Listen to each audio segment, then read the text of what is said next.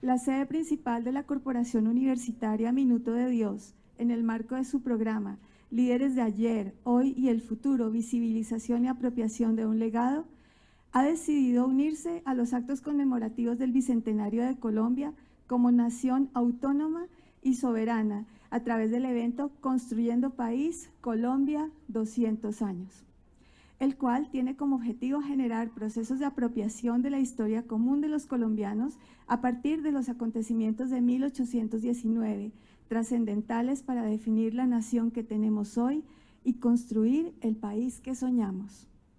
Este evento se desarrollará en Uniminuto durante todo el semestre académico y en este mes de agosto profundizaremos sobre los acontecimientos que hicieron historia entre los años 1810 y 1819.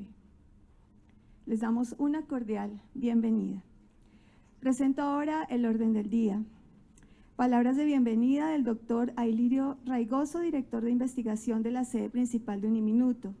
A continuación, la conferencia Hambriento, un pueblo lucha, la alimentación de los ejércitos durante la independencia de Colombia. Luego, la sesión de preguntas y respuestas y al finalizar, cierre de la jornada. Iniciamos escuchando al doctor Ailirio Raigoso, director de investigación de la sede principal de Uniminuto.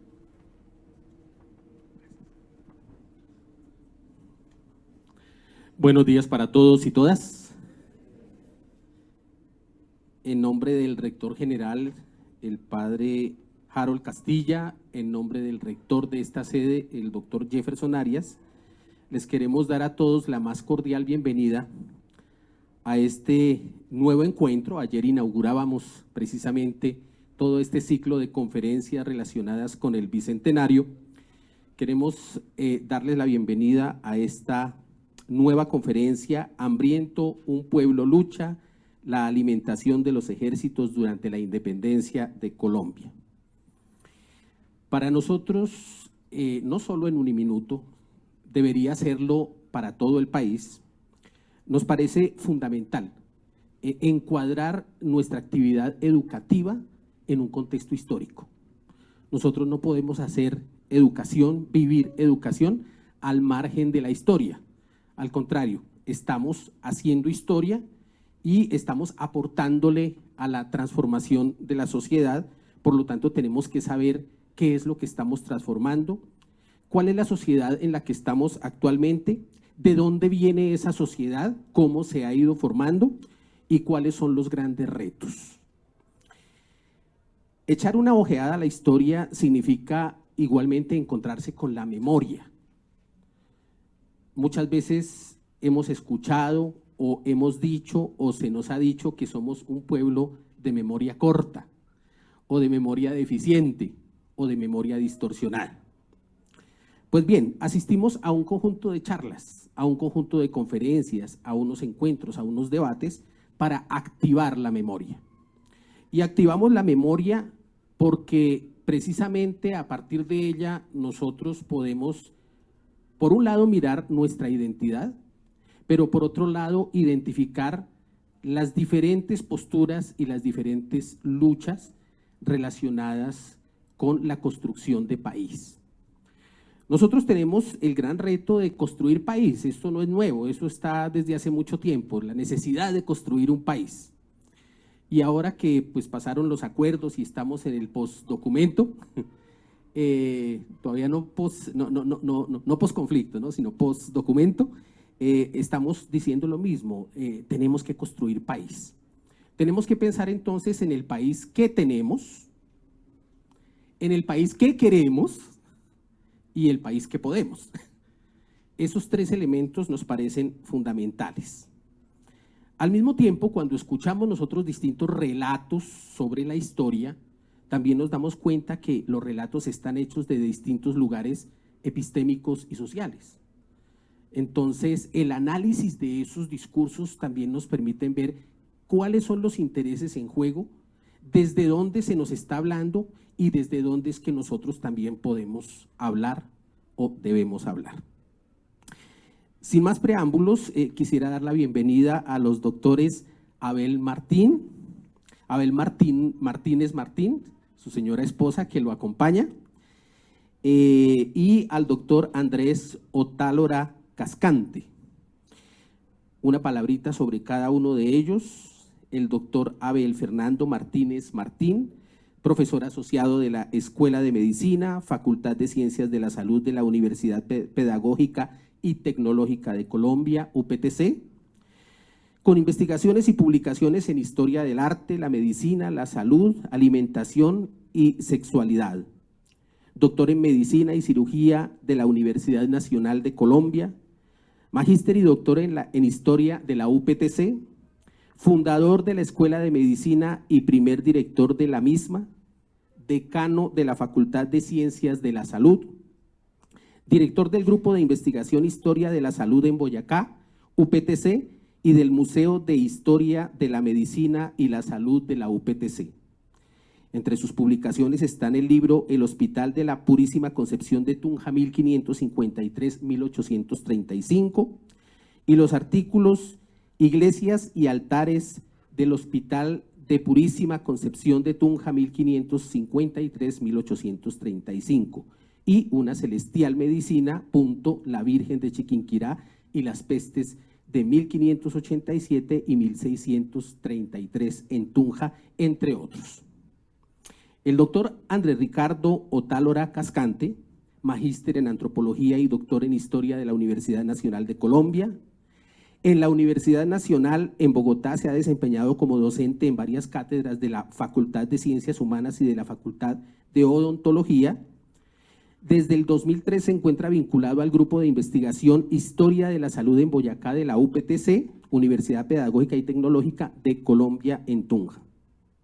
Ha desarrollado investigaciones y publicaciones en Historia de la Medicina, la Salud en la Independencia de Colombia, Historia de la Imagen, Bioantropología y Alimentación Prehispánica, su tesis doctoral Bajo las alas del cóndor, la salud de los ejércitos del rey y libertador en el virreinato de Nueva Granada, 1815-1820.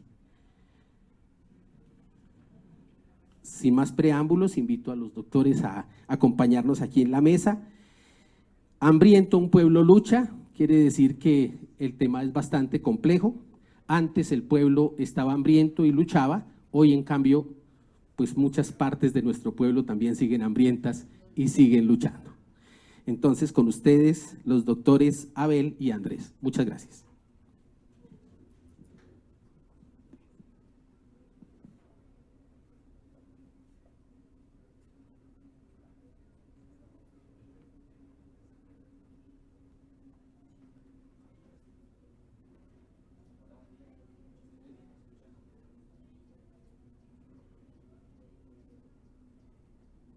Aló, sí, este sí sirvió.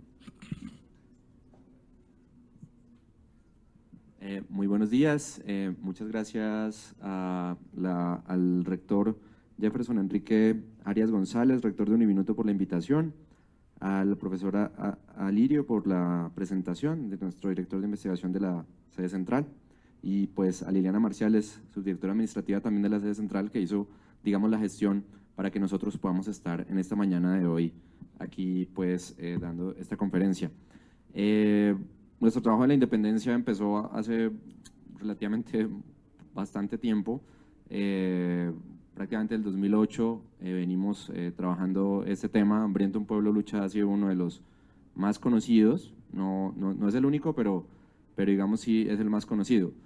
Cuando la gente habla de Bicentenario a veces se pierde un poco y termina hablando de muchas cosas, y no nos ponemos puntualmente en la década aquella que definió, digamos, el rumbo no solo político, sino también la guerra como experiencia humana, pues el advenimiento de lo que será la República, de la cual pues se supone que estamos celebrando esos 200 años. Estos trabajos se han hecho en parte en ese grupo que mencionaba el doctor Alirio, el de Historia de la Salud en Boyacá de la UPTC. Ahí es donde hemos llevado a cabo la mayoría de investigaciones y pues obviamente la mayoría de publicaciones pues que tenemos también sobre este tema. Esta es solo una parte, pues obviamente, la alimentación en los ejércitos, porque siempre, y digamos esto es algo que viene desde la desde los centenarios de la independencia, siempre nos imaginamos como la sucesión de hechos, del grito de la independencia, y siempre nos hablan de las batallas y de lo que pasa en esas batallas, y concluye todo como a las 5 de la tarde en el puente de Boyacá, y listo, ahí quedó hecha la independencia. Sin embargo, todos los pueblos por los cuales pasó, digamos, esos ejércitos, sufrieron también una serie de consecuencias que son las que nosotros pues reivindicamos como historiadores de la medicina y la salud, porque finalmente pues después y antes de las batallas de la independencia siempre pasaban cosas, y una de esas es precisamente este tema de la alimentación que les vamos a presentar ahora. Ya, eso es todo. Listo. Entonces empecemos. Hambriento un pueblo lucha. La alimentación de los ejércitos durante la independencia de Colombia. Se baña en sangre de héroes la tierra de Colón, volviendo sobre la independencia. Tras la derrota de Napoleón y de las tropas imperiales de Francia en la Guerra de Independencia Española, se precipitan los acontecimientos con la vuelta a Madrid de Fernando VII. Una vez reinstalado en el trono, el deseado monarca declara nula la Constitución Liberal de Cádiz de 1812 y disuelve cualquier forma de monarquía constitucional, retomando las formas de una monarquía absoluta.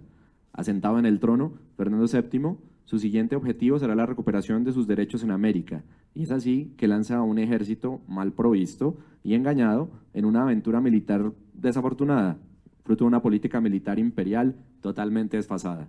Al iniciar el año 1815, Fernando VII y sus ministros deciden, en alianza con los comerciantes de Cádiz, afectados desde el inicio de la Guerra Civil Española por el decaimiento del comercio con ultramar, enviar una gran expedición militar y con ello recuperar la soberanía y el monopolio comercial de los reinos indianos. Esta expedición, la más grande de las 30 enviadas a América entre 1811 y 1819, es también la más grande de las que cruzaron el Atlántico desde 1492.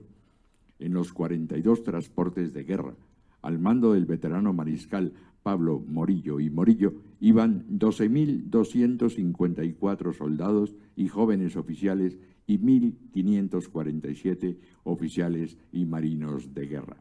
El 18 de noviembre de 1814, las instrucciones muy secretas fueron dadas a Morillo para dirigir su expedición a la Costa Firme en lugar del Virreinato de La Plata. El nuevo destino no fue revelado a las tropas hasta finales de febrero, cuando estaban en alta mar. En ellas se especificaba que la expedición debería hacerse con el menor derramamiento de sangre posible y que el objeto primario era la pacificación de Caracas, la ocupación de Cartagena de Indias y prestar ayuda al jefe que manda en el nuevo reino de Granada. Cuando esto fuera cumplido, se enviarían todas las tropas posibles al Perú y las restantes a la Nueva España, hoy México. Morillo tenía amplios poderes para otorgar indultos.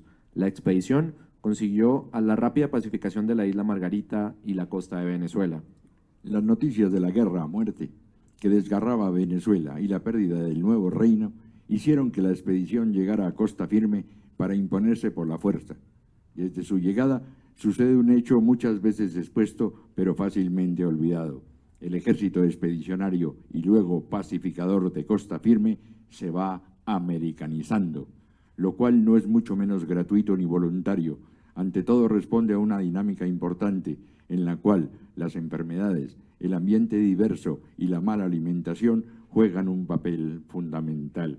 Este ejército expedicionario, por su tamaño y el movimiento que le obliga a cubrir grandes distancias, se convierte en presa fácil de los enemigos naturales, muriendo más por estos que por la espada.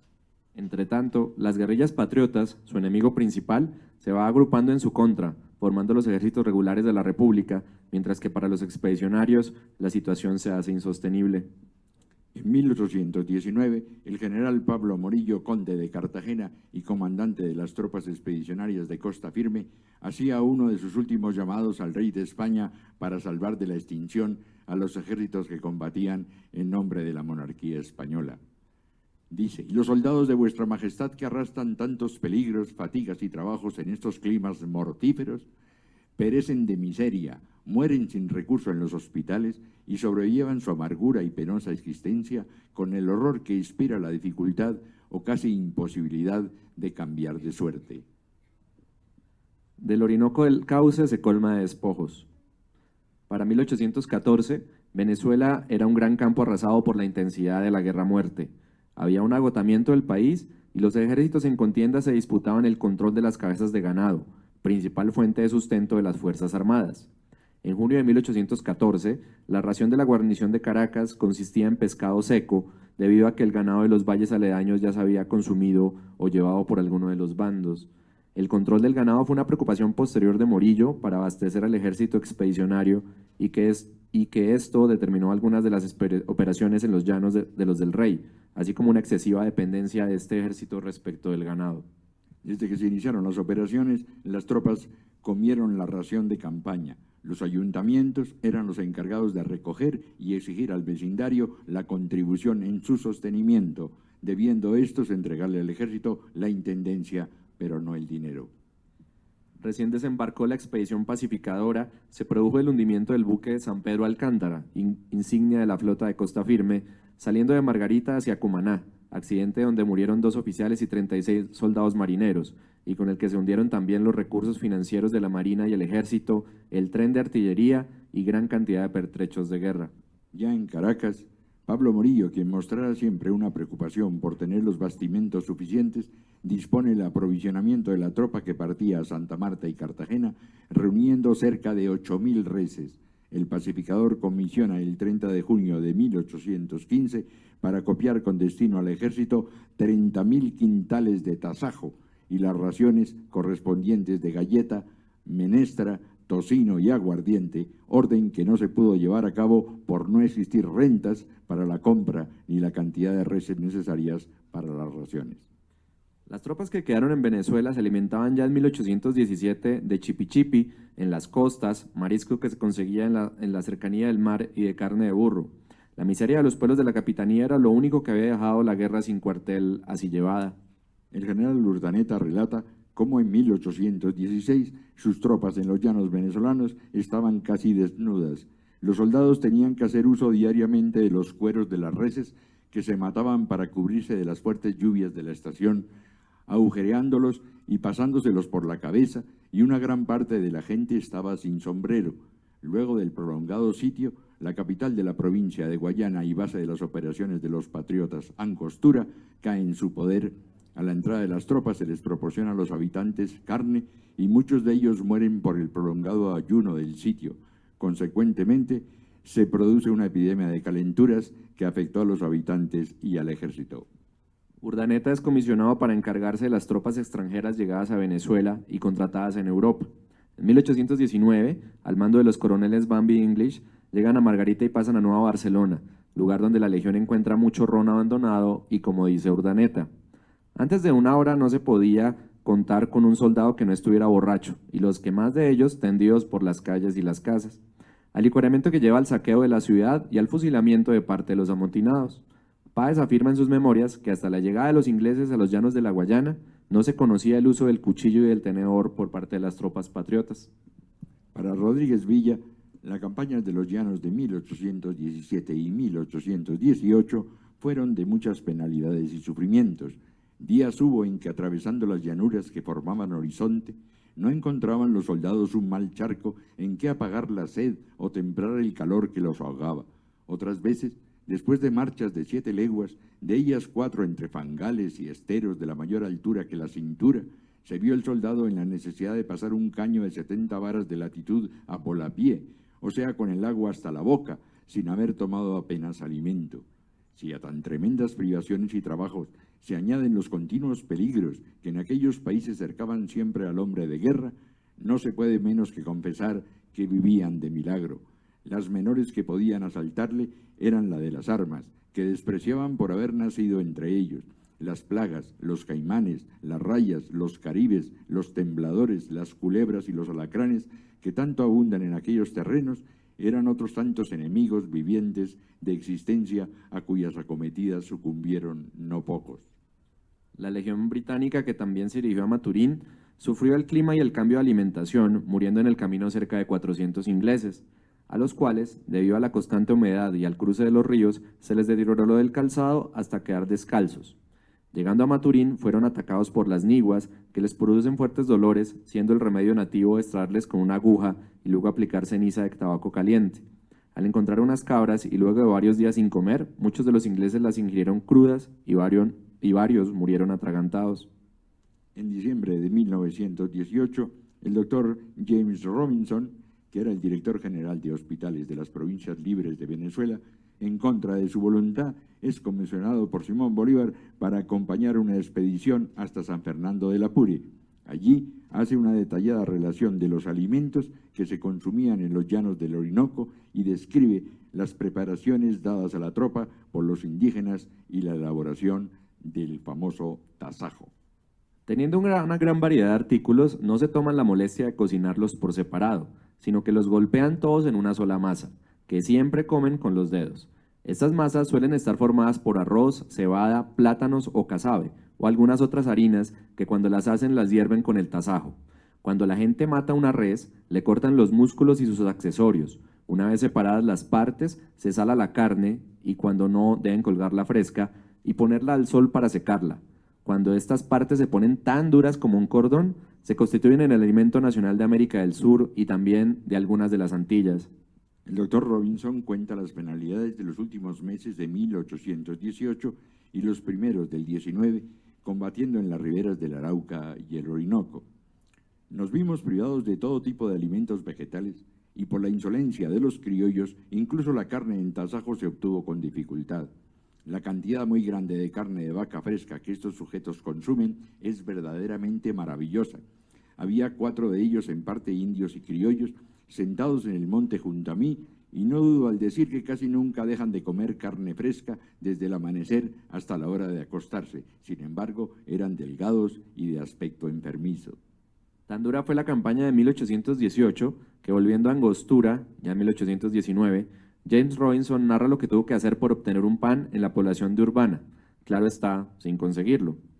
Antes de partir se difundió la noticia de que un pan de trigo se estaba horneando y estaría listo para la venta en 2 horas, y fue tan raro que esto ocurriera en este nocivo lugar que cada uno se detuvo para comprar algo de pan. En consecuencia, luego de vender un par de pantalones y 2 camisas, y cuando al fin se anunció que el pan estaba listo, todos acudieron a la tienda. Allí encontramos el pan, que estaba dividido en los que valían 1 real y los de 2 reales cada uno, pero la harina con que estaba hecho era tan rancia que fue suficiente olerlo para que se me quitara el apetito. Otro británico, Mr. Hackett, cuenta una de las comidas de los jefes patriotas en la isla de Margarita. Varias veces cené con el general, segundo al mando luego de Bolívar, y con varios jefes principales. La cena consistía siempre en pan, pescado, un ron execrable y agua. No había una botella de vino en la isla. La mesa fue colocada bajo un cobertizo en la parte posterior de los restos de una casa. En general, no se consigue reunir más de 2 platos, por lo que se empleaban cazuelas. Como hay pérdida de cuchillos y tenedores y no tenemos ninguno, se utilizan generalmente y de preferencia los dedos. El Ejército Libertador de Nueva Granada, fuerza armada creada en los llanos para atacar desde allí a las tropas que defendían la capital del nuevo reino, empezó a reunirse en los llanos del Arauca en febrero de 1819. La alimentación del Ejército Libertador estaba reducida la mayoría de las veces a un trozo de carne seco sin sal, tasajo y no todos los días plátano y yuca. Bolívar escribía al vicepresidente Sea desde el Apurito el 28 de marzo de 1819. La calidad de los alimentos que se ha suministrado a las tropas en toda esta campaña, reducidos a carne sola, ha producido algunas enfermedades, especialmente en el batallón inglés, que temo se destruya si continúa la campaña sin variar de alimento. Es pues necesario que vuestra excelencia me envíe volando el cargamento que haya traído el Hunter, particularmente la harina y el ron. Se necesita con urgencia algunos efectos de botica y vestidos para gran parte de la tropa. Si no hubiera vestuarios, me enviará vuestra excelencia si quiere algunos géneros para hacer guayucos a los soldados que están desnudos del todo. Un anónimo oficial británico narra que en la América Meridional las lluvias torrenciales anegaban los llanos y los deltas de los ríos, haciendo muy difícil el paso. Además de lo torrencial de los aguaceros, se queja de lo riguroso de la alimentación, diciendo: un viajero puede darse por dichoso si después de 24 horas, bajo una lluvia torrencial, encuentra unos plátanos asados y un poco de chocolate. Los víveres tienen en aquellos caminos precios exorbitantes. Conseguir un poco de tasajo es un verdadero lujo. El oficial inglés describe la comida del Libertador. carne salada, tasajo, plátanos, galletas y una buena cerveza malteada embotellada en Londres, que era la bebida favorita del presidente Bolívar y de la cual contaba con una buena reserva. Richard Bowell, oficial del primer regimiento de lanceros venezolanos de la Legión Británica, detalla más que la falta, el consumo de alimentos tóxicos causa de bajas en el Ejército Libertador. Un destacamento de caballería de mi mando hizo alto tras una larga marcha bajo un árbol de coco de mono. Como lo hallamos de un sabor agradable, seguimos comiéndolo. No tardamos en observar la fatal propiedad que encierra, porque nos acometieron violentos vómitos que pusieron nuestra vida en peligro, y lo más grave era que carecíamos de toda suerte de medicamentos y por añadidura no teníamos que para beber sino el agua fangosa de la laguna. Un sargento alemán y 1 o 2 soldados que habían comido más cantidad de fruta que nosotros murieron por la noche y los supervivientes perdían el pelo y se vieron atormentados varias semanas por las náuseas. Continúa Bowell. La falta de agua en verano en estas incultas llanuras obliga a menudo a los jinetes a dejar sus cabalgaduras y a llevar las sillas hasta encontrar otra montura. Un ejército que se acerca al agua luego de haber sufrido mucho tiempo la sed se parece grandemente a un ejército derrotado. Es por extremo difícil en tal ocasión que se observe la disciplina militar, porque todos se salen de filas y se precipitan adelante, con esa mirada salvaje que es uno de los signos característicos de la sed. Sin embargo, el agua, que en general bebíamos entonces, era de color verdoso, llena de insectos y a veces contenía cuerpos de caballos y otros animales. Añádese a esto que los toros y los mulos que acompañan al ejército se echan al estanque al mismo tiempo que los soldados y se tumban y se revuelcan allí. Compréndase que importa no llegar de último. Tales eran los alimentos de los combatientes que habían quedado en la Capitanía General de Venezuela tras la guerra a muerte. Mucha carne en tasajo, muchas veces sin salar, ausencia de consumo de vegetales, ron y galleta ordinaria que era consumida por los expedicionarios desde que partieron de Cádiz. Oh sí, de Cartagena, la abnegación es mucha. Antes de adentrarnos en los llanos de la Capitanía, habíamos dejado a Morillo preparando su viaje a cumplir la segunda de sus tareas, la toma de Cartagena de Indias. En mayo de 1815, el grueso expedicionario parte a Costa Firme y de allí a la ciudad, que estaba a punto de ganarse su título de heroica, espera, a orillas del Caribe, el más triste de los destinos. Las autoridades independentistas de Cartagena tomaron la decisión de implantar la política de tierra arrasada, ordenando abandonar los pueblos vecinos en caso de invasión, llevando todo cuando pudieran ser útil a los del rey. Muchas poblaciones cercanas a Cartagena fueron entonces incendiadas por sus habitantes. Esta práctica dejó sin provisiones al ejército del rey, por lo cual se debieron ordenar partidas que recorrían las extensas sabanas en busca de víveres para el ejército expedicionario. Mientras en tierra la situación se concentraba en el cierre del cerco sobre Cartagena y en reunir las provisiones necesarias, las condiciones ambientales adversas se manifiestan en el mar. Varios historiadores reportan que las naves de la Armada del Rey y los corsarios que ayudaban a los cartageneros sufrieron de los fuertes vientos y oleajes de la bahía y tuvieron que enfrentar la temporada de lluvias, mares de leva y vientos del sur. Los sitiados iniciaban el cerco con una gran escasez de provisiones. En una carta capturada por los del rey, se da un cuadro del estado en que los cartageneros empezaron su encierro en la plaza. Sobre la existencia de víveres, nuestra situación es más deplorable aún, porque si en rigor las tropas pueden pasarse sin sueldo, es imposible que subsistan sin su ración. No tenemos almacenes generales, ni ningún depósito de víveres, no contamos más que con algunos barriles de marina pertenecientes a particulares. No se encuentra un grano de maíz, el número de ganados encerrados en esta ciudad se eleva apenas a 500, de suerte que aun contando algunos caballos, mulas, asnos y perros, apenas podríamos prometer vivir 40 días, con una población inmensa, pobre, faltando todo medio de resistir a un enemigo poderoso. Desde los cronistas del hecho hasta los historiadores actuales han afirmado que en Cartagena se contaba con más armas que manos para empuñarlas, siendo varios los factores que desencadenaron el horror vivido por algo más de 2 meses. Por un lado, la escasez de provisiones por parte de sitiadores y sitiados, los cuales habían perdido en la guerra contra Santa Marta llevada a cabo en tierra arrasada, destruyendo cualquier aprovisionamiento de alimentos vía terrestre. La falta de fondos de los cartageneros que no alcanzaron a llegar de Santa Fe y Tunja para la compra de víveres en las Antillas, la decisión de la ciudad de aceptar a todos los emigrados de los pueblos vecinos que no podían empuñar armas y, por último, la falta del tren de sitio por parte de los expedicionarios hundido con el San Pedro Alcántara, sin el cual no existía otra manera de rendir a Cartagena que no fuera por hambre.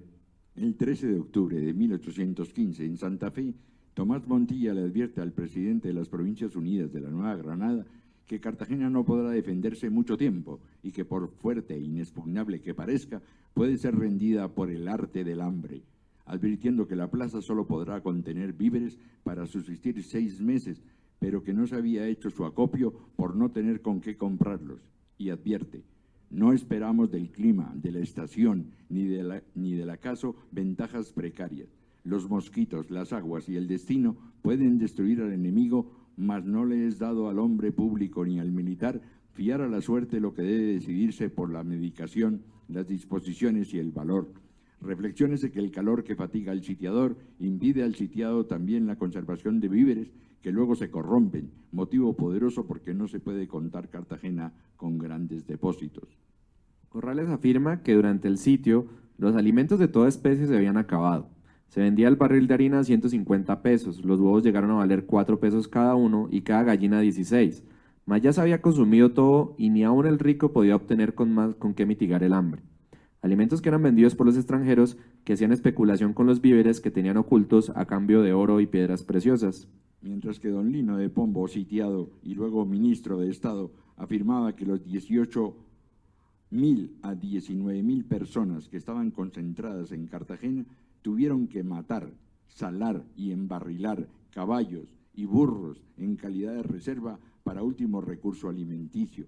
Finalmente los expedicionarios atacaron y tomaron el fuerte y la isla de Tierra Bomba, cortando el abastecimiento de pescado, el único alimento que le quedaba a los sitiados de Cartagena. Durante el sitio el abastecimiento por mar fue casi imposible debido al riguroso bloqueo. Solo 3 pequeñas goletas que traían carne y harina y 2 corsarios con pocos víveres habían cruzado el cerco de la Marina Real. En octubre, 2 bongos armados son capturados por los del rey en los que se conducían 10 arrobas de carne salada, 700 plátanos, 6 canastos grandes con cacao, 31 calderos de fierro, 2 cajones de metal con platina y 5 cerdos. Otras naves de las Antillas no pudieron llegar al auxilio de la plaza debido al mal tiempo. Tan solo 3 días después de finalizado el sitio, la Marina Real confiscó 13 buques provenientes de Jamaica con 11.000 barriles de harina y gran cantidad de otros bastimentos para los sitiados. Cartagena estaba diseñada como una plaza fuerte y sus defensas eran círculos concéntricos que pretendían retrasar el avance de los sitiadores para que el clima y las enfermedades fueran diezmando a los sitiadores. El clima de Cartagena es cálido en extremo, llueve mucho y el vómito prieto, el nombre que le daban a la fiebre amarilla, hace grandes estragos en los forasteros. Las plagas de insectos parecían aliarse con los sitiados, de forma que tenían fundadas todas sus esperanzas en que estos trabajos acabarían con la fuerza de las tropas del rey y así lo propalaban en sus escritos. Eran estas verdaderas plagas de mosquitos y animales, sumados a las difíciles condiciones climáticas tropicales, la carencia de alimentos, la destrucción de los sembrados y la falta de ganado, los enemigos del ejército expedicionario. En el más riguroso de los inviernos y en un país conocido como el más tirano del mundo para la salud europea, escribe, las tropas no tenían abrigo en los campamentos y puestos avanzados, con inhabitable prejuicio de su salud, pues en aquel país no es posible exponerse a la intemperie y al sol abrasador, que entre sí observan casi momentánea alternativa, sin que peligre la existencia más robusta. Se carecía de comestibles sin haber medio de conducirlos desde el convoy, que estaba fondeado a larga distancia. Los caminos eran cenagosos, no había agua que beber en muchos de los puntos que ocupaba la tropa, y era igualmente preciso traerla del convoy con sumo trabajo, mientras se desgajaba el cielo en lluvias, de que ni una gota se podía aprovechar por caer en lagos salobres, sucios y hediondos.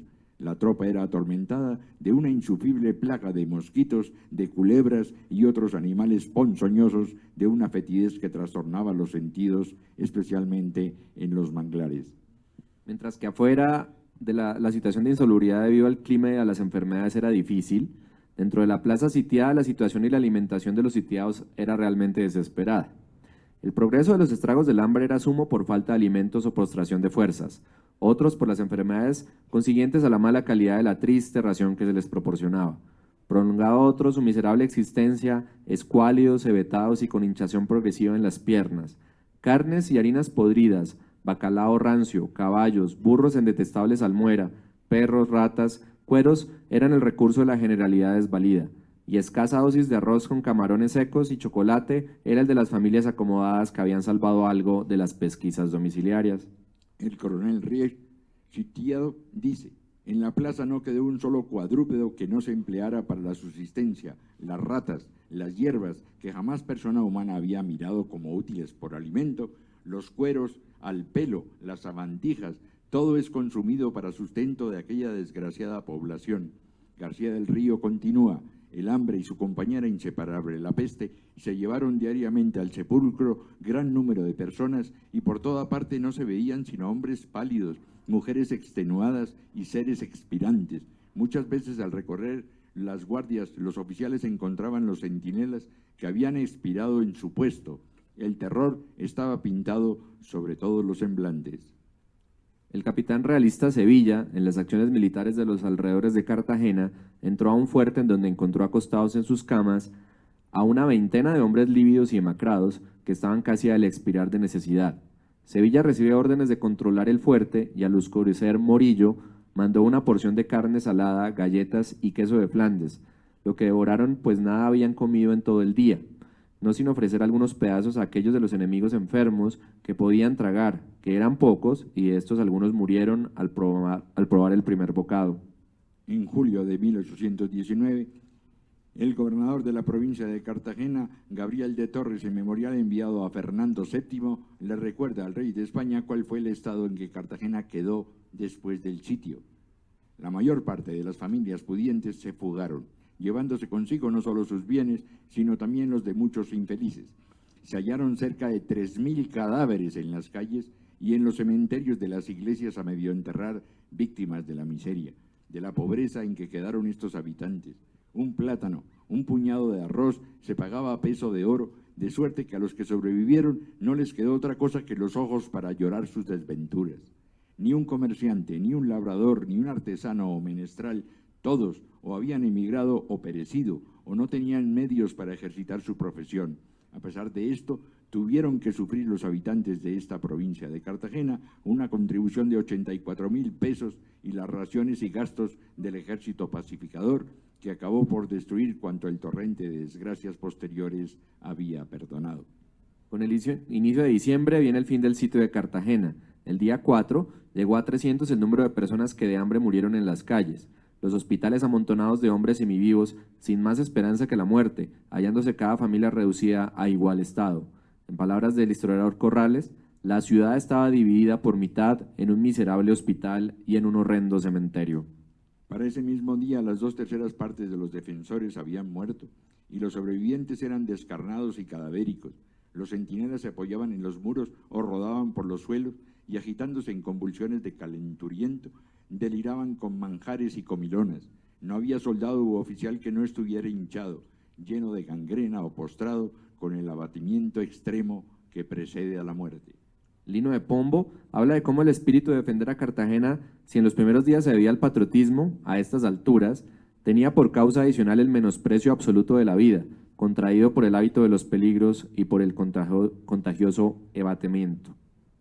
En la tarde y la noche del 5 de diciembre empezó la emigración de la plaza, compuesta por más de 2.000 personas, algunas de las más desdichadas personas comprendidas en la categoría de bocas inútiles y acosados de hambre, salieron por tierra de la plaza, casi arrastrándose en dirección al campo enemigo, y pocas alcanzaron llegar a él en tal estado que excitaron la compasión y obtuvieron asilo. En efecto, del lado de los del rey, y ya casi terminado el sitio, Morillo había mandado a sus oficiales no maltratar ni hacer daño a ningún sitiado que no opusiera resistencia, solamente debían exigir las armas bajo pena de muerte. No era menester esta amenaza para hacerles entregar a los insurrectos de Cartagena, pues no podían con ellas, no eran hombres sino esqueletos, hombres y mujeres vivos retratos de la muerte que agarraban a las paredes para andar sin caerse. Tal era el hambre horrible que habían sufrido. 22 días hacía que no comían otra cosa que cueros remojados en tanques de tenería. Todo lo que podía moverse se precipitaban empujándose y atropellando sobre nuestros soldados, no para combatirlos, sino para registrarles las mochilas en busca de algún mendrugo de pan o de galleta. Esa misma noche salía la emigración de cartageneros por mar rumbo a las Antillas, como cuenta de Pombo. Esqueleto yo, y casi moribundo por efecto de la disentería y de las fiebres, con las piernas hinchadas y pesadas las rodillas al pie, fui a zambullirme en un camarotito de la goleta, que me tocó llevando en un bolsillo una libra de chocolate para roer. Muchas de estas naves se perdieron en alta mar o fueron capturadas por piratas y vendidos a los expedicionarios. Finalmente, y rendida por hambre, los soldados del rey recuperaron el nombre de Fernando VII a Cartagena de Indias. Los expedicionarios tuvieron entonces que ayudar a los sitiados que habían quedado vivos, compadecidos de su lamentable situación. Les dieron cuantos artículos de comer llevaron sobre sí, los que devoraban con ansiedad aquellos desgraciados, cayendo muchos de ellos muertos, así que habían tragado unas cuantas galletas, sino que se improvisó un rancho para todos y sopa de los que no podía venir a buscarlas. Indescriptible es el estado en que encontraron a la rica Cartagena de Indias. El mal olor era insoportable, como que había muchas casas llenas de cadáveres en putrefacción.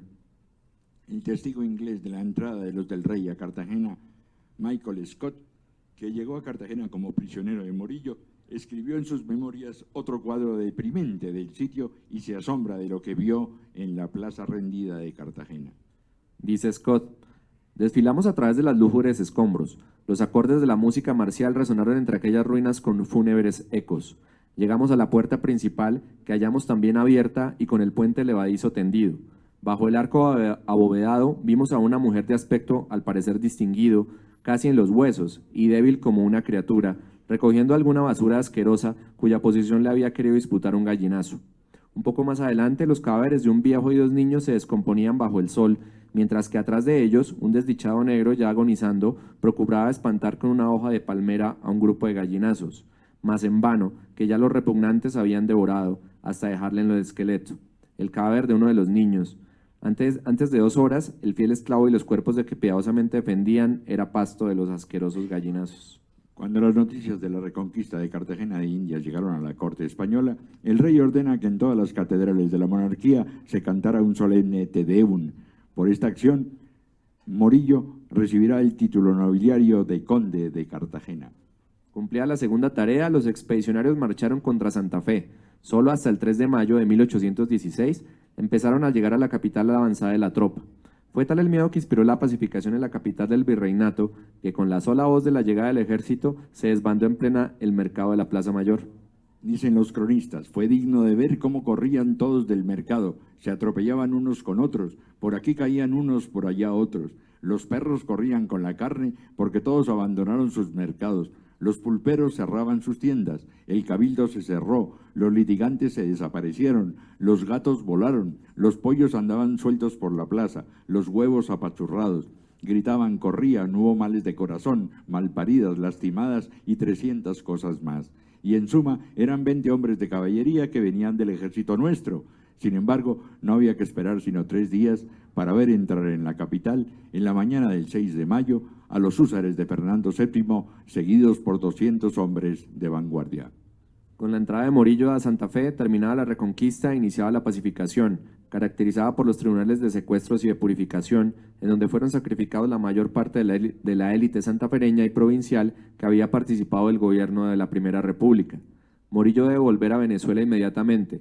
La situación se hace insostenible para las tropas reales debido al fortalecimiento de los patriotas y a la falta de provisiones y alimentos en los llanos. Queda a cargo del reino la tercera división del ejército expedicionario, que debía garantizar la defensa de la capital y tener abiertas las líneas de víveres para la primera, segunda, cuarta y quinta división que combatían en la capitanía de Venezuela. Si estas alargadas líneas de suministros eran cortadas o si el reino caía en manos de los patriotas, las tropas del rey se verían en una situación desesperada, acorralados en la costa de Venezuela entre el mar y sus enemigos. De Boyacá en los campos.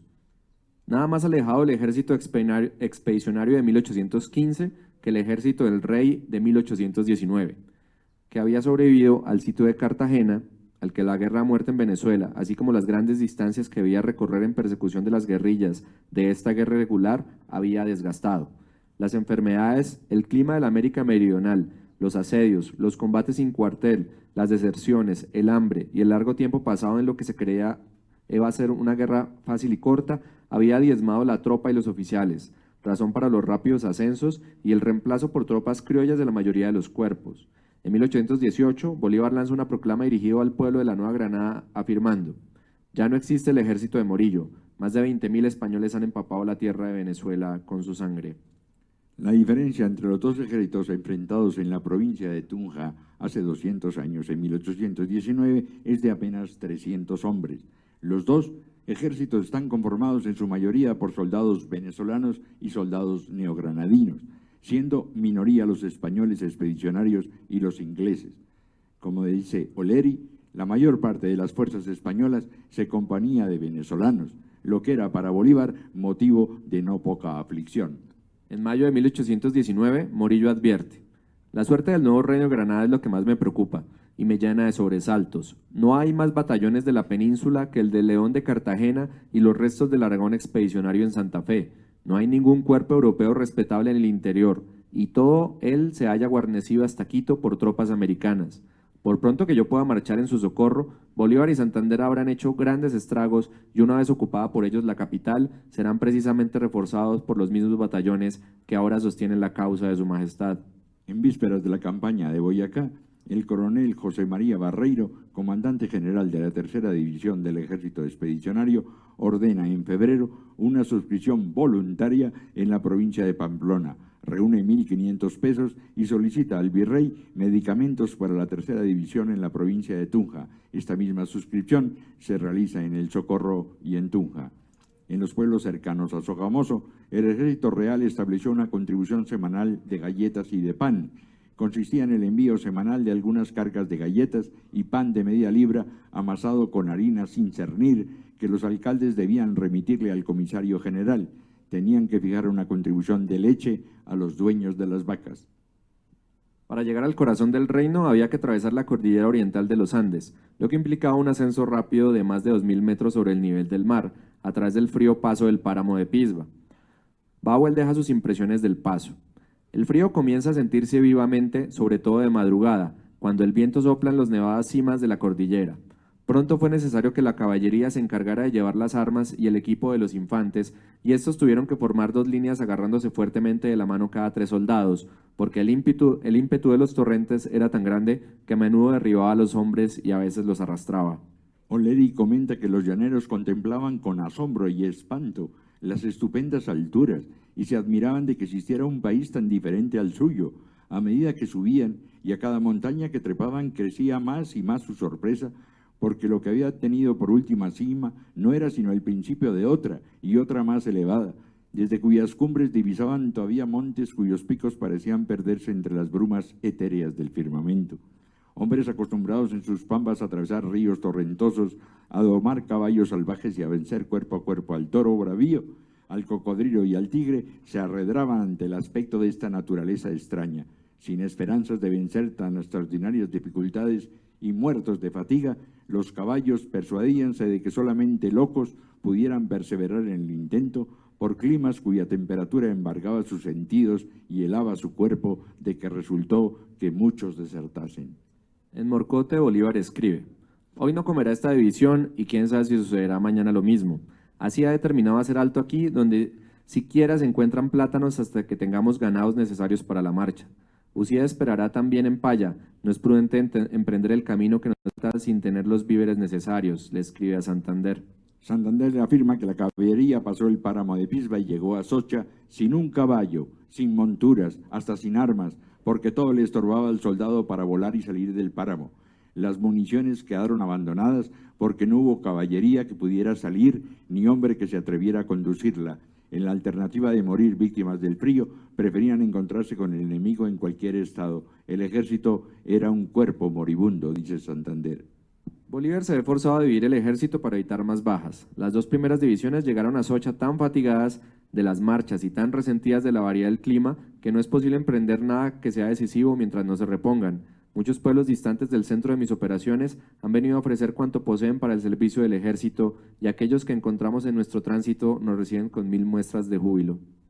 La división inglesa, Albión, que salió de Mantecal, contaba con 150 hombres a las órdenes del coronel Rook, y cuando llegó a las entradas del páramo ya estaba maltratada y enferma y había sufrido bastantes bajas.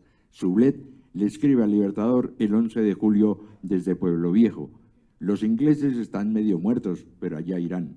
Pasado mañana pasarán el páramo y en las quebradas contaremos a los que salgan. El 14 hacen la travesía con Sublet, pero una cuarta parte de los soldados y 2 oficiales perecen durante la marcha. Solo el 22 de julio llega Rook a Bonza con su división a incorporarse al ejército.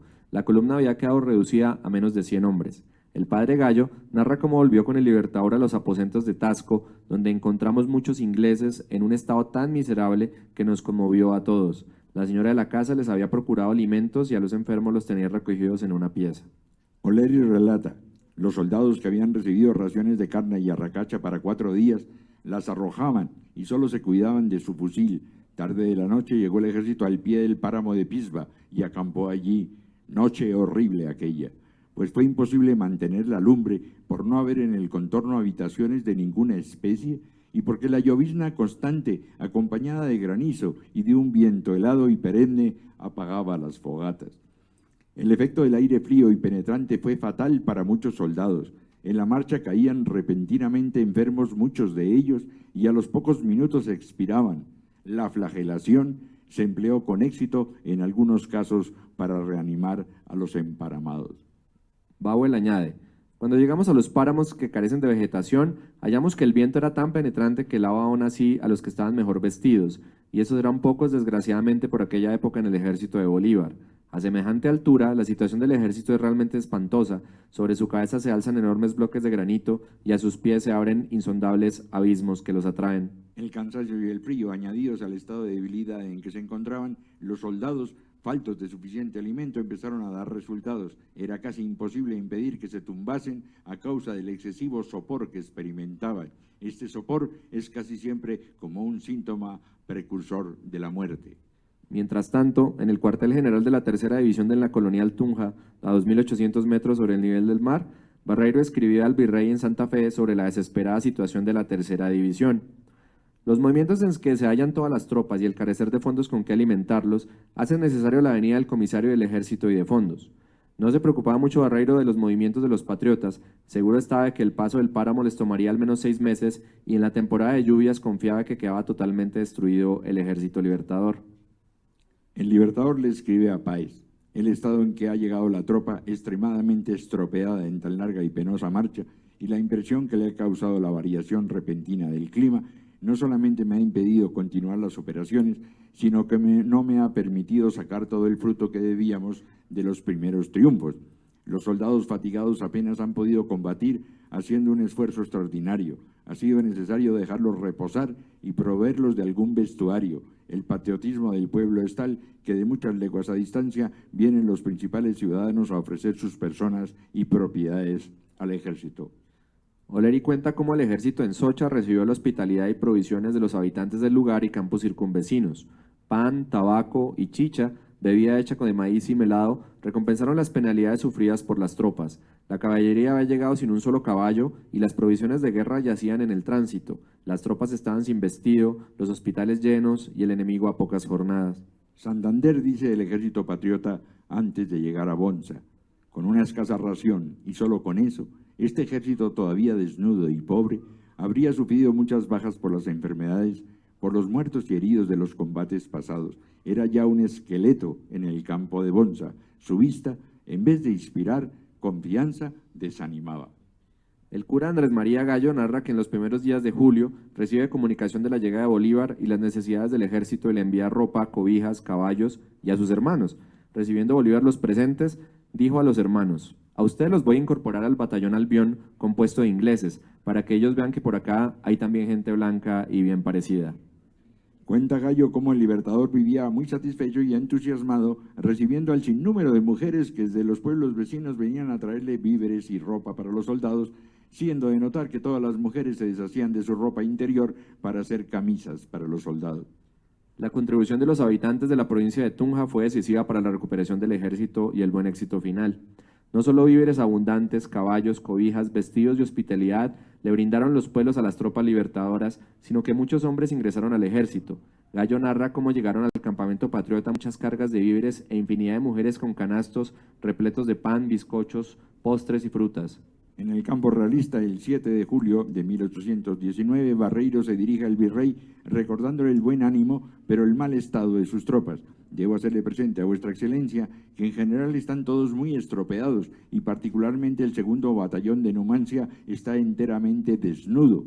Desde los molinos de Tópaga, el 12 de julio, informa Barreiro el éxito de las tropas del rey en el combate sobre el puente de Gámeza. No he tenido un desertor y los heridos enfermos no quieren retirarse por no perder la gloria de acabar con ellos. Gracias por los 10.000 pesos que remite para la tropa, pues todos están miserables y los oficiales hace tiempo que no tienen otro sustento que la sola ración, estando la mayor parte desnudos. Los enemigos están enteramente en cueros, de modo que me asombra cómo pueden resistir los rigores de la estación. Se cogen muchísimos prisioneros, pero a todos los hago matar al momento para comprometer más al soldado.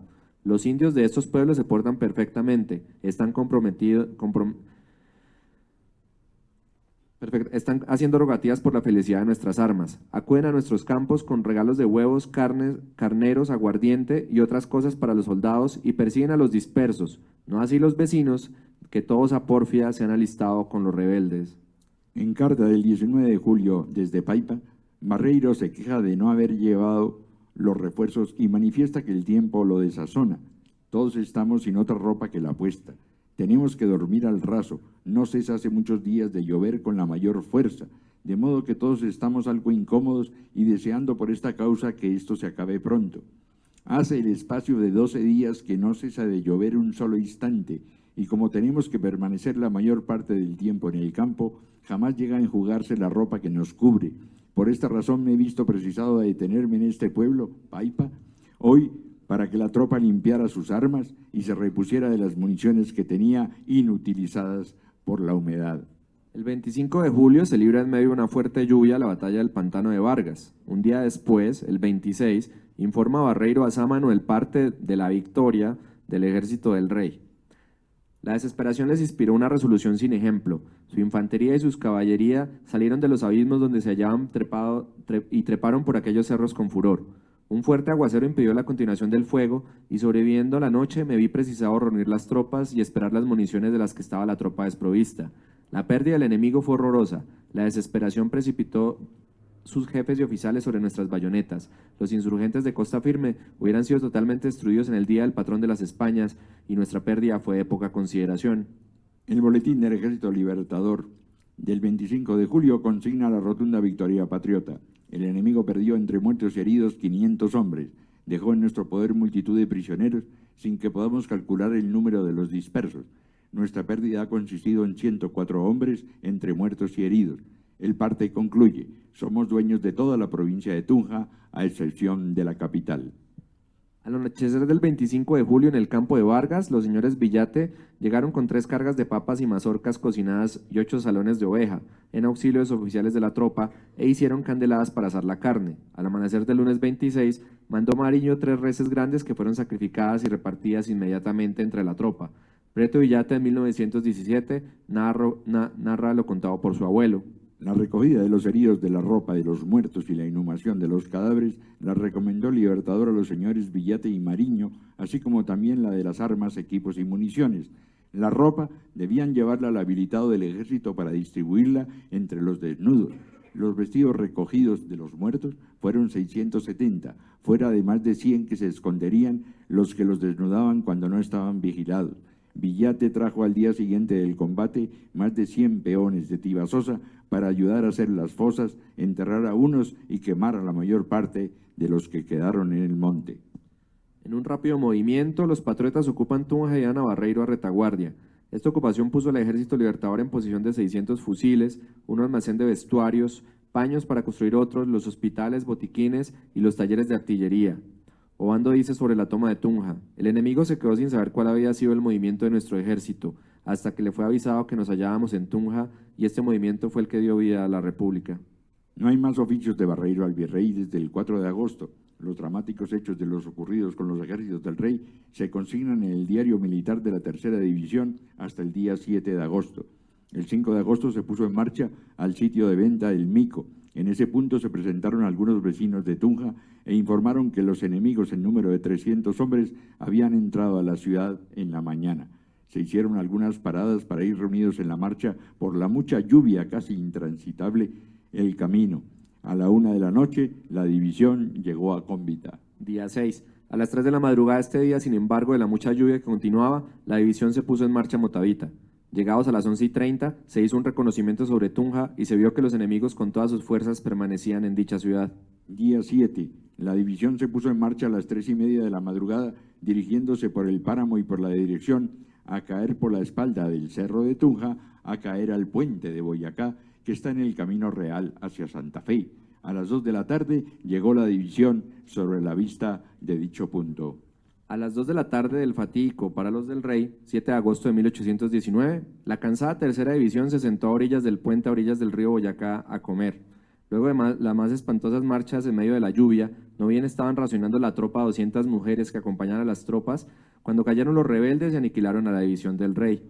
Unos pocos realistas huyeron por el camino de Samacá y en la noche del 7 algunos llegaron a Villa de Leyva, rumbo a Chiquinquirá y de allí a Cartagena. Entretanto, en el campo de Boyacá, el camino a Santa Fe quedaba abierto, los jefes capturados, el virrey en fuga y las premoniciones de Morillo cumplidas. A partir de Boyacá, los del Rey pierden la iniciativa de la guerra y empiezan a defender las posiciones cada vez más comprometidas. El día 10 de agosto, el Libertador y el Ejército hacían su entrada triunfal en la vieja ciudad virreinal, convertida en capital de la República de Colombia. Colofón. Factores como las enfermedades, el vestido, el ambiente, el aparato sanitario y, claro, la alimentación, sostuvieron la tramoya en la que se representó el teatro de la guerra en la independencia. Los hechos de armas que dieron vida a la República fueron llevados a cabo por tropas beligerantes sometidas a un sinnúmero de condiciones ambientales que afectaron su salud y que causaron mayor número de bajas en los ejércitos que las heridas de guerra. Estos factores jugaron un papel primordial en el colapso de la monarquía absoluta, aquel ya lejano, brumoso, paramoso, lluvioso, glorioso y bicentenario 7 de agosto de 1819. Muchas gracias.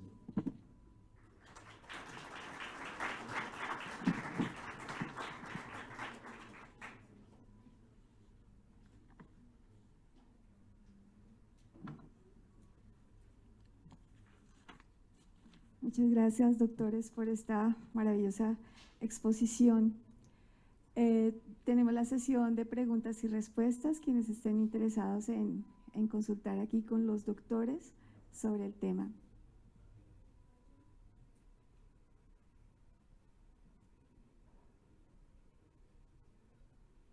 ¿Alguien desea hacerles una pregunta? Aprovéchenlos. El doctor Ali. Yo tengo dos preguntas, una histórica y la otra pedagógica.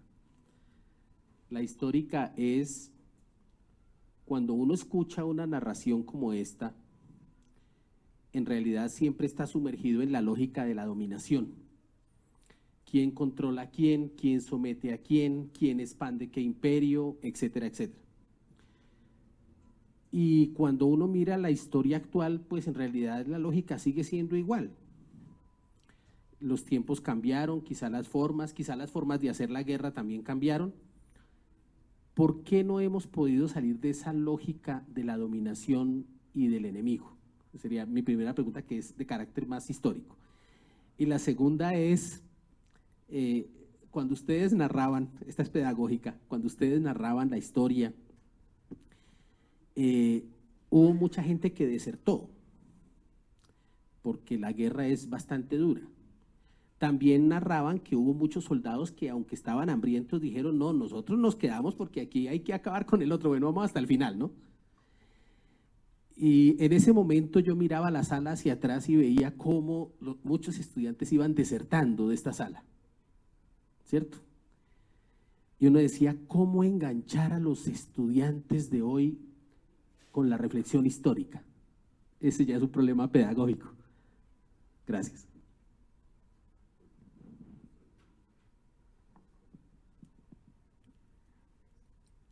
Bueno, yo creo que no conocemos lo que nos pasa. Y uno se asombra, o por lo menos nosotros también nos asombramos mucho cuando encontramos hace 10 años que los dos ejércitos que se enfrentaban estaban compuestos por colombianos y venezolanos, y que no había ningún español en los soldados, solo en la oficialidad. Santander los va a fusilar aquí en Bogotá a los que cogen prisioneros en el puente, y solo el 60% de la oficialidad es española. El resto son todos neogranadinos y venezolanos. Lo que pasa es que le hacemos monumento, hay muchos llaneros que se dieron la vuelta, pero le hacemos el monumento a los 14 que tomaron el cerro en el pantano de Vargas. Los otros no pasan a la historia. Pero la historia siempre ha sido de luchas por el poder, ¿no? Y eso sí no ha cambiado. Cambian las formas de lucha, ¿no? Pero sorprende es la rapidez con que Bolívar logra en 75 días llegar desde el llano hasta Bogotá. Eso es lo que sorprendió a los españoles, que eso creía que se iban a demorar 6 meses en subir. Y esa subida por un sitio que no era muy conocido llama mucho la atención. Pues llegan vueltos nada, ¿no? Y Boyacá, que Tunja dicen que es el que es la cuna y taller de la libertad, dijo el mismo Bolívar. Nosotros creemos que más bien fue el tetero, que si Boyacá no le da de comer a esta gente, si no los viste, si no los atiende, si no los cuida de las enfermedades que tenía, no estábamos celebrando 200 años de la independencia. Pero lo que pasa en este país, y uno se sorprende hasta oyendo la radio, o viendo periódicos como El Tiempo, como que el periódico de la Universidad Nacional, aquí donde trabaja Andrés, que titulan La música del Bicentenario para hablar de la música de hace 200 años. Y la música del Bicentenario es la música de hoy, será el reggaetón la música del Bicentenario y no la que están hablando ahí. La verdad es que no sabemos ni qué significa la palabra Bicentenario. Y eso sí preocupa, eso sí nos preocupa. Nos dimos cuenta que no se dicta historia desde hace mucho en los colegios y esto es causa de eso. Sabemos mucho de muchas partes de lo que pasa en Miami, de no sé qué, pero sabemos poco de lo que nos pasó. Yo soy profesor de historia y le digo a mis estudiantes que no conocer la historia como es, y que no conoce la historia la repite, sobre todo la materia, sí.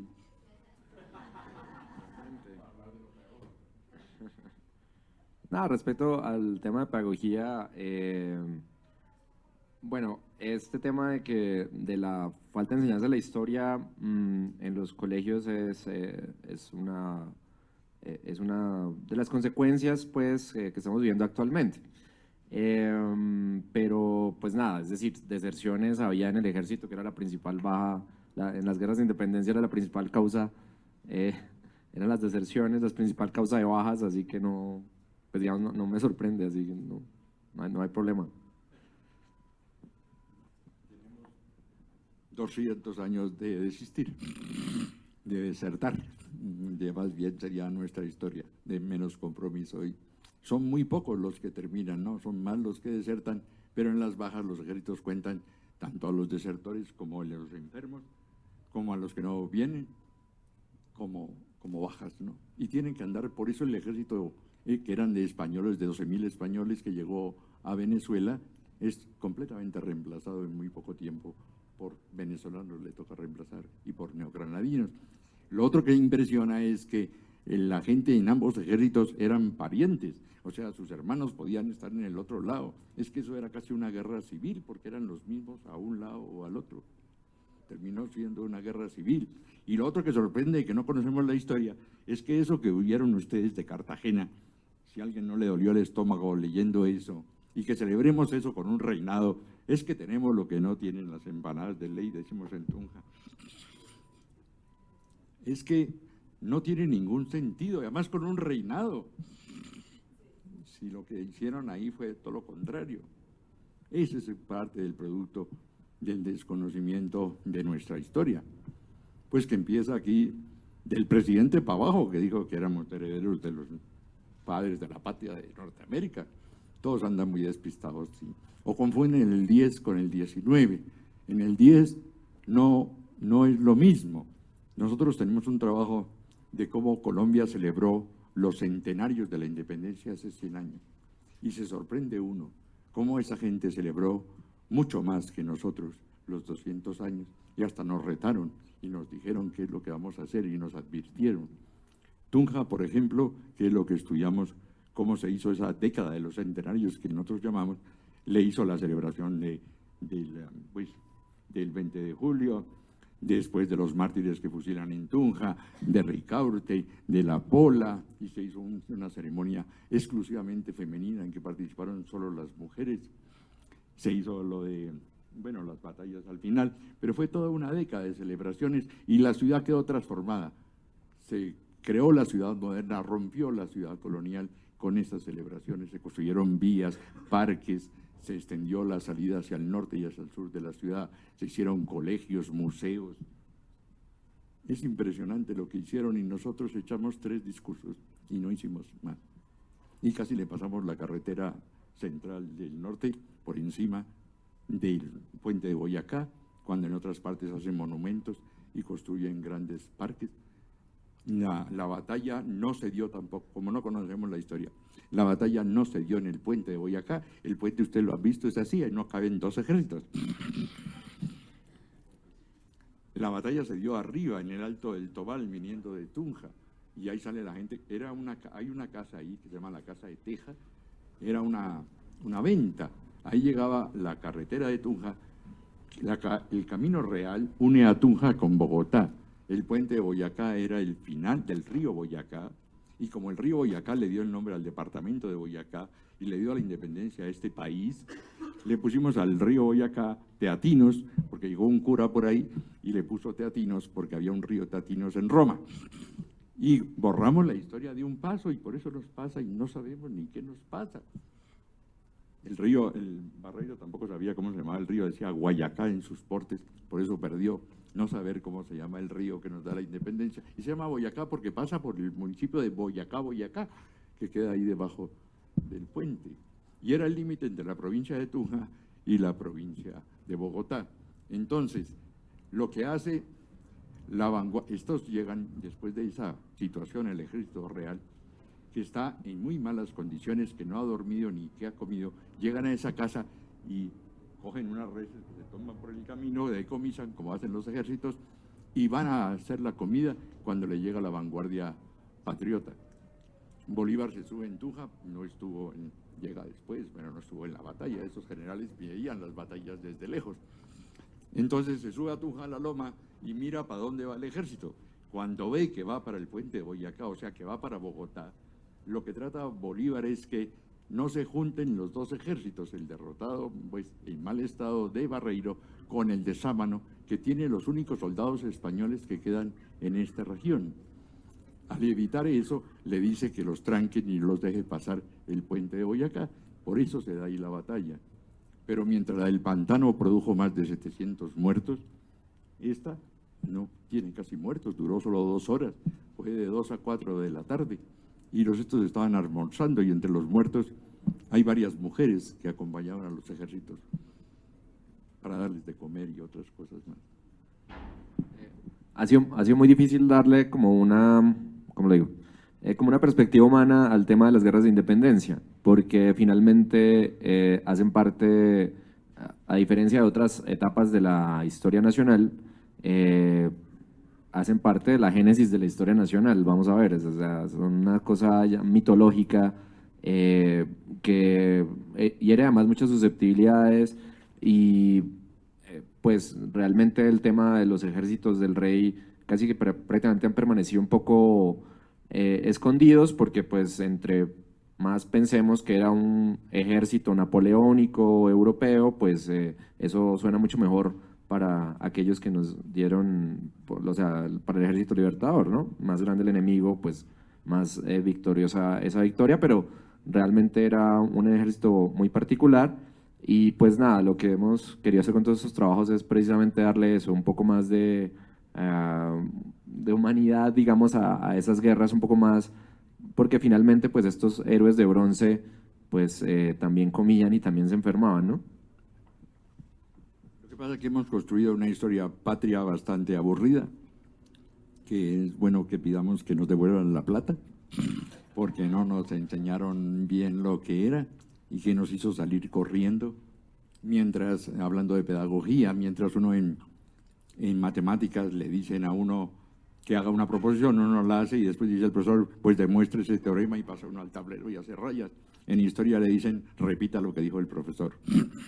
pero nunca lo mandan a buscar un documento ni a probar ninguna cosa. Ese es el problema. Hemos transmitido una oralidad cada día más deprimente y cada día repetidora, sobre todo que de grandes héroes y batallas, y que se queda en la batalla, voy acá, la batalla, y como si solo hubiera batallas y que solo habla de los grandes héroes, pero se olvida de los hombres pobres, de las mujeres, de los niños, de mucha gente que estuvo ahí, que hizo parte de todo eso, como ustedes ven, que alimentó al Ejército Libertador. Sin ese apoyo popular no llegan tampoco al puente de Boyacá.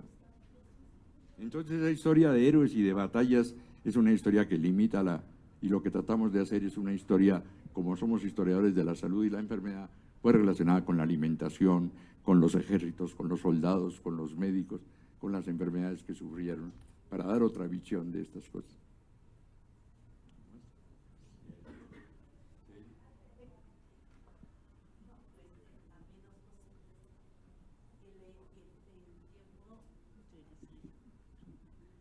No, dos cosas. Pues yo soy boyacense, de sectores que más o menos conozco y bueno, he visto que hay cosas que han ocurrido, que ocurrieron, ni se mencionan, o al menos se tergiversan. Bueno, de lo que ustedes nos han expuesto, pues quiero acentuar algo, tal vez por mi vivencia también con una comunidad indígena. ¿Cómo usted leyó cómo los indígenas también en algún momento colaboraron con alimentos, con lo que pudieron a esos ejércitos? Y yo me preguntaba en ese momento, sí, milagro que presentaron eso los historiadores en general, porque ¿qué pasa con nuestras comunidades indígenas? Al margen y no existen y no sirven para nada. Entonces yo decía, están atrasados en muchas cosas, al menos siquiera esta vez, primera vez que escucho que hablaron de los indígenas bien. Entonces eso también me pregunto qué vamos a hacer, y historiadores, ¿para qué? ¿Cómo hacemos esa vivencia actual y real? Segundo, sí, también en Gamesa, en Puente Reyes, sucedieron cosas que incluso en las dos charlas que he estado escuchando ni se mencionan, porque como que eso pasó al olvido o no se conoce. Y mirando un poquito más también la historia en otros sectores, uno se pregunta qué ocurrió allí. De personajes claves, y yo digo personajes claves porque hay una descendencia mía de uno de ellos. Y yo dije, vaya, nunca se menciona, y sin embargo hay gente que se ha revelado frente a esas situaciones, porque colaboración hubo, y no solamente colaboración en alimentos, en ropa, sino también hubo una lucha y bastante violenta en el momento entre realistas y patriotas, y cómo esos personajes jóvenes que actuaron allí fueron dos, un realista y un patriota. Uno hirió al otro y el herido, que era el patriota, se sublevó y mató al español, ¿no? Al realista. Pero pues parece que hubiera sido una cosa así nomás. Sin embargo, estaba, si no me equivoco, presente en Santander, y Bolívar vio de lejos también. Y Bolívar, cuando vio esa situación, que en cierta medida los patriotas habían obtenido un triunfo a través de ese personaje, le da todo diríamos, dice algo muy interesante del personaje, y le cambia el apellido. Le dice, usted no mantenga ese apellido, Reyes, y póngase Patria. Entonces inicialmente era Juan José Reyes Escobar y terminó en Juan José Patria, aunque con el tiempo el Patria, pero eso pues tiene sentido, pues no solo para la familia, sino para la situación misma que se vivió. ¿Y qué significó eso? ¿Y qué pasó con el tiempo de mucha gente de esta que se había, digamos, vivía en todo ese sector, ¿no? Entonces son cosas que yo a veces digo, oye, ¿y qué pasó con la historia? Yo soy la que menos puedo discutir, aunque haya hecho una maestría en historia en la Nacional, sino que pienso viví tantos años por fuera que yo hasta ahora estoy conociendo muchas cosas de la historia y de la historia regional nuestra y de la historia familiar también. Pero me pregunto, ¿cuándo será que nosotros valoramos y miramos desde otro ángulo estas situaciones vividas? Eso. Gracias. Eso.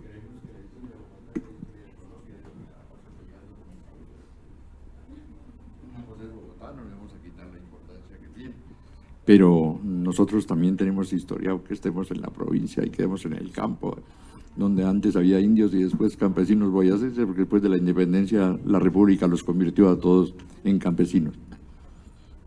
Muy bien, y felicitaciones por la… Bueno, reyes llegaron hasta la presidencia, los reyes de Boyacá, acuérdate.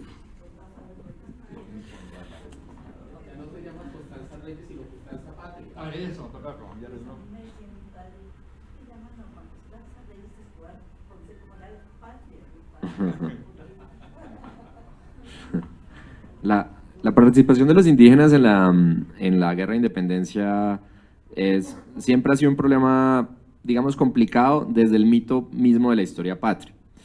¿Por qué? Es decir, el caso de 1819 es un caso paradigmático en la provincia de Tunja, que es donde suceden los hechos de ese año. Mientras las comunidades de pueblos de indios apoyaban al ejército del rey, la mayoría de los vecinos apoyaban al ejército de Bolívar y los curas, por supuesto. Y esto, digamos, que los ponía en una situación que es incómoda, visto, vuelvo y lo repito, desde la historia patria. Es decir, si uno lo mira con un poco más de desprevención, había, y Abel mismo lo ha dicho, ¿no? Había familias que estaban en uno de los ejércitos y en el otro, y no es el ejército español. Nosotros evitamos muchísimo esa denominación porque no es un ejército de españoles, no es un ejército de europeos, es un ejército de americanos.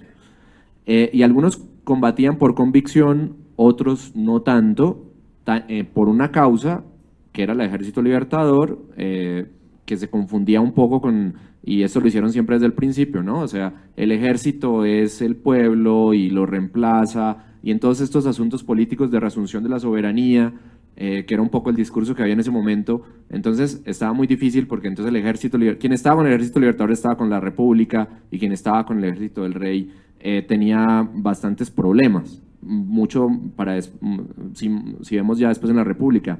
Hay un hecho que ha permanecido incluso, eso digamos, oculto, y es que después de que pasa Boyacá, después de que se da la batalla, después de que Bolívar llega a Bogotá, entonces ellos se devuelven para Venezuela, porque la ley fundamental de la República finalmente se proclamó en Angostura en diciembre de 1819. Entonces, había un problema, y es que los indígenas de los pueblos del norte, del Cocuy, de todos esos cantones que ahora conforman el norte de lo que ahora se conoce como Boyacá, se habían rebelado y se habían ido, digamos, a los montes y habían dejado los pueblos. Y de hecho Bolívar los amenaza con enviarles el ejército, que nosotros conocemos como Libertador, para que los someta, y les advierte que si no vuelven a los pueblos y que si no dan las contribuciones, entonces básicamente los va a poner como en una ocupación militar, de la cual, vuelvo a decirlo también, estaban aburridos, y esa es una de las causas principales por la que todos esos pueblos no apoyan a Bolívar porque tengan una predestinación hacia la independencia, que es un poco lo que la historia patria nos dice, sino porque en enero de 1819 el Ejército del Rey había dictado un reglamento donde básicamente los estancos, es decir, lo que llamamos los impuestos de salina de aguardiente, todo lo que recibían de contribuciones, esos cabildos de esas poblaciones, en especial en el camino que va a Venezuela, que pasa por Sobatá, que pasa por todos esos pueblos del norte, pues eran cooptados o eran recibidos por el ejército, no por los cabildos municipales. Entonces, pues vamos a ver que no tenían realmente con qué mantenerse y no tenían con qué mantener al ejército. Entonces, también hay una serie de factores ahí mucho más, digamos, de la vida cotidiana que hacen que se tomen esas decisiones en algún momento. Y pues ni más la anécdota aquella de Bolívar, que el ejército en 1820, en su paso por Sogamoso, el Ejército Libertador es envenenado con chicha y entonces Bolívar prohíbe eternamente la chicha en Sogamoso, cosa que no sucedió finalmente, parece ser. Sí. Y respecto a lo de la batalla del Puente de Gámeza, creo que ahí estaba el tema de Juan Escobar, creo que lo mencionamos, y de todos los patriotas que fueron alanceados en ese momento. Esa fue además la causa, la justificación que utilizó Santander para fusilar a Barreiro en octubre 11 de 1819 aquí en la Plaza Mayor de lo que era Bogotá, que fue un tema que Santander siempre se le culpabilizó políticamente, se usó en su contra. Bolívar quería cambiar esos prisioneros por los que tenían presos patriotas en Venezuela y Santander los fusiló y le dañó el proyecto que tenía. Una última cosa como para cerrar por nuestra parte. No, insisto, no conocemos nuestra historia, les recomiendo que leamos, por ejemplo, ¿qué les digo yo? El Acta de la Independencia de 1810, dice en su última párrafo: juramos por nuestra santa religión católica, apostólica y romana defender a nuestro amado monarca Fernando VII y la libertad de la patria. Y eso lo llamamos el Acta de Independencia. Y eso es un acta de dependencia.